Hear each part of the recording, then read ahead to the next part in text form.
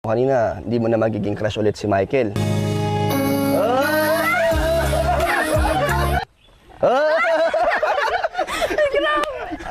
Boss, inan-crush ka na daw, kaso parang bumalik. Hindi. Namula yung short. Iris. Pareho tayo maluwag yung pants na. Namula talaga bro, namula talaga. Halika. May reason. Hindi ako mahihiya. Diba? Hindi ka na mahiya. Kumusta ka na? Baka makatingin kasi ako na may nakita ko man kaya. Ay! Akala ko ba wala ka ng crush kay Michael? Boss, grabe. Parang sinisisi ka, boss. Inan-crush Inan-crush na nga eh. Bumalik na naman tuloy. Masaya ka ba? May tampo ka kay Michael. May... Pwede pong Kinikilig din ako eh. Pwede pong doon na lang.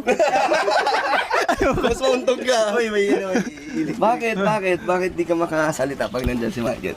Boss, alam mo ba nung dati, medyo nagbago yung niya ni Myrie simula nung naging crush ka niya. Yung mga times na bumabalik ako dito, hindi ko na siya makausap. Dahil yung simula nung nagka-crush siya, no?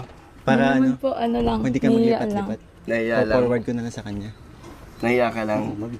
Ba't nagbago na naman kagad yung mo ngayon? Yung... Nan-trust yung po talaga. Ba't parang ngayon nanginginig ka? Wala. Okay ka lang? Mayris, bakit mo ginawa sa akin to, Mayris? Ay. Ang alin. Ang alin. Alam mo bang nasaktan ako nung sinabi mong Ay. inan-crush mo na? Ay, si Ana. Ang tagal nating hindi nagkita. Kaya nga po. Hindi nag-move on na daw kasi siya sa'yo, boss. Oo. Nanonood ka pa rin ba hanggang ngayon? Opo. Kumusta naman? Okay naman po. Kinikilig ako.